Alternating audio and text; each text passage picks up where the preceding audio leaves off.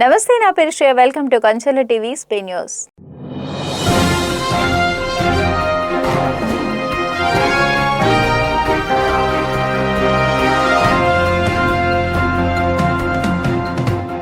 Minor బాలబాలికలకు వాహనాలు ఇస్తే వారి భవిష్యత్తుతో పాటు రోడ్డుపై వెళ్లే ఇతరుల ప్రాణాలకు కూడా ముప్పు వాటిల్లుతోందని శ్రీహరికోట ఎస్ఐఎస్ భానుప్రసన్న స్పష్టం చేశారు. తిరుపతి జిల్లా సూలూరుపేట పోలీస్ స్టేషన్ ఆవరణలో మైనర్ డ్రైవింగ్ పై ప్రత్యేక కౌన్సిలింగ్ కార్యక్రమం నిర్వహించారు. నిబంధనలకు విరుద్ధంగా ద్విచక్ర వాహనాలు నడుపుతూ పట్టుబడిన 3 మైనర్ బాలులకు వారి తల్లిదండ్రులకు ఎస్ఐ భానుప్రసన్న సమక్షంలో కౌన్సిలింగ్ ఇచ్చారు. ఈ సందర్భంగా ఆమె మాట్లాడుతూ 18 ఏళ్లు నిండని పిల్లలకు వాహనాలు ఇవ్వడం చట్టరీత్యా నేరమని హెచ్చరించారు.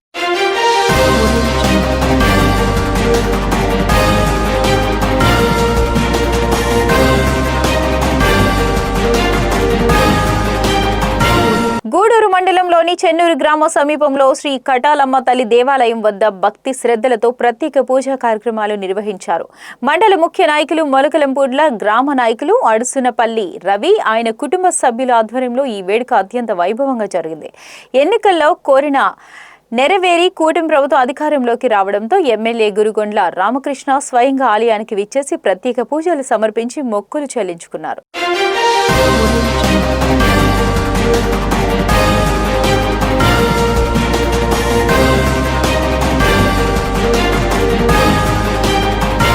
నెల్లూరు జిల్లా కోట మండలంలో సెలవు దినమైన ఆదివారాలలో అధికారులు పర్యవేక్షణ తక్కువగా ఉండటాన్ని ఆసరాగా చేసుకుని మట్టి మాఫియా రెచ్చిపోతుంది. ఎలాంటి అనుమతులు లేకుండా పొక్లేన్లతో విలువైన మట్టిని తవ్వి ట్రాక్టర్లో లారీలతో అక్రమంగా తరలిస్తున్నారు. ఆదివారం ప్రభుత్వ కార్యాలయాలకు అధికారులు సెలవు కావడంతో నిఘా కరువవుతోంది. భారీ యంత్రాల ద్వారా మట్టి తరలిస్తున్నారు. రాత్రికి రాత్రే లేదా తెల్లవారుజామునే తేడా లేకుండా పొక్లేన్లతో గుట్టలుగా పోగేస్తున్నారు. పోరంబోకు భూములు తవ్వుతున్నారు.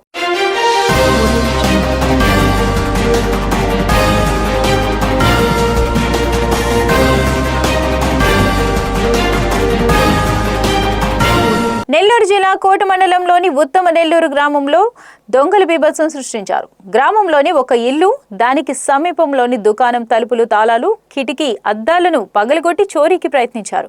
అయితే అక్కడ విలువైన వస్తువులు ఏవి దొరకపోవడంతో దుండగులు అక్కడి నుంచి వెనుతిరిగారు. ఈ ఘటనతో ఆ గ్రామం ఆందోళనకర వాతావరణం నెలకొంది. కర్లపూడి గ్రామంలో కూడా ఇదే తరహాలో దొంగలు చోరీకి ప్రయత్నం చేసినట్లు సమాచారం. పూర్తి వివరాలు తెలియాల్సి ఉంది.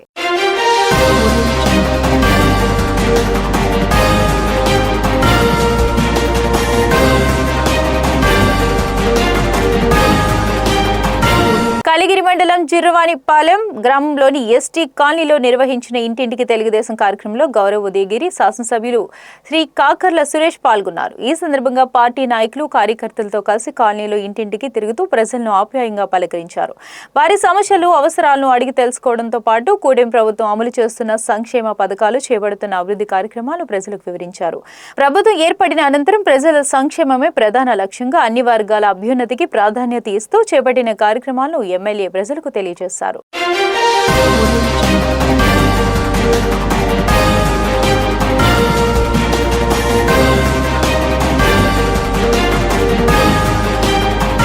తిరుపతి జిల్లా వరదయ్యపాలెం మండలం బత్తలవల్లం పంచాయతీ పరిధిలో రాచగండ్రిగ గ్రామంలో అపార్ట్మెంట్ నుంచి విడుదలవుతున్న మురుగునీటి సమస్య రోజురోజుకు తీవ్ర రూపం దాల్చుతోంది. డ్రైనేజీ నీరు బహిరంగ ప్రదేశాల్లో నిల్వ ఉండటంతో దుర్వాసన వెదజిల్లుతూ స్థానికులు తీవ్ర ఇబ్బందులు పడుతున్నారు.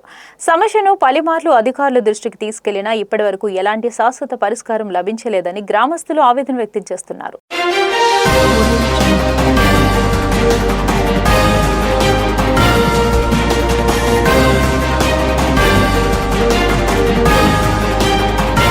సూళ్లూరుపేటలో వెలిసి ఉన్న ప్రసిద్ధ శ్రీ చెంగాలమ్మ అమ్మవారి దేవస్థానంలో ఆగస్టు 6వ తేదీన అమ్మవారిని శాకాంబరి అలంకరణలో అత్యంత వైభవంగా అలంకరించి భక్తులకు దర్శనం కల్పించనున్నట్లు దేవస్థానం సహాయక కమిషనర్ మరియు కార్యనిర్వహణాధికారి ప్రసన్న లక్ష్మి తెలిపారు.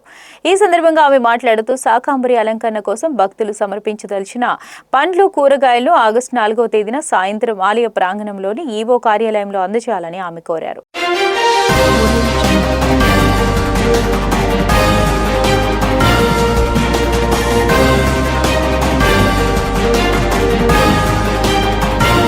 సత్యవేడు మండలంలో ఇరుగులం నుండి పొందవాకం రోడ్డు గుంతలమయంగా మారింది. రాళ్లకుప్పం నుండి ఆరూరు ప్రధాన మెయిన్ రోడ్ నుంచి వయా ఇరుగులం మీదుగా తమిళనాడు పొందవాకం సరిహద్దు వరకు దాదాపు 2 కిలోమీటర్ల మేర ప్రస్తుతం రోడ్డు అధ్వానంగా మారింది. ఈ మార్గంలో గతంలో వేసిన రోడ్డు కంకర పలిచోట్ల లేచిపోవడంతో అడుగుకు ఒక గుంతగా మారడంతో వాహన రాకపోకలకు ఇబ్బందికరంగా మారిందని వాహనదారులు పలువురు వాపోతున్నారు.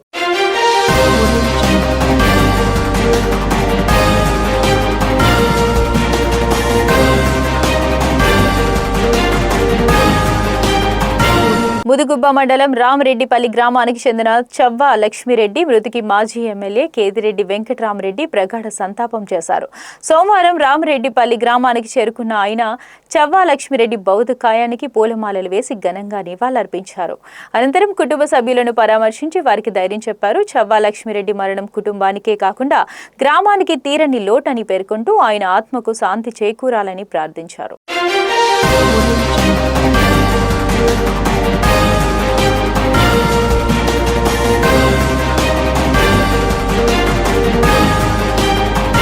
పొదలకూరులో ప్రజల ఆరోగ్య పరిరక్షణ లక్ష్యంగా సోమవారం ఉదయం 10 గంటల నుంచి పొదలకూరు తహసీల్దార్ కార్యాలయం ఆవరణలో ఉచిత ఆయుర్వేద వైద్య శిబిరం నిర్వహిస్తున్నట్లు విరువూరి ప్రభుత్వ ఆయుర్వేద వైద్యశాల వైద్యాధికారి డాక్టర్ పి వినోద్ బాబు తెలిపారు. ఈ శిబిరంలో ఉచిత వైద్య పరీక్షలు నిర్వహించడంతో పాటు అవసరమైన వారికి ఉచితంగా మందులు అందజేయనున్నట్లు పేర్కొన్నారు. కావున పొదలకూరు పరిసర గ్రామాల ప్రజలందరూ ఈ అవకాశాన్ని సద్వినియోగం చేసుకోవాలని కోరారు.